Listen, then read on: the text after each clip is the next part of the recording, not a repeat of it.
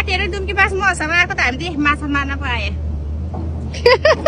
ल है साथीहरु यहाँ डुम्की बास मसँग आएको ए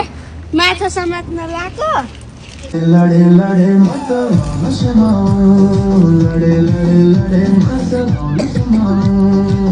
किमरो फ्राई मोमो हाल्दै छ ल ओ ल यता राख खाऊ खाऊ ए भाइ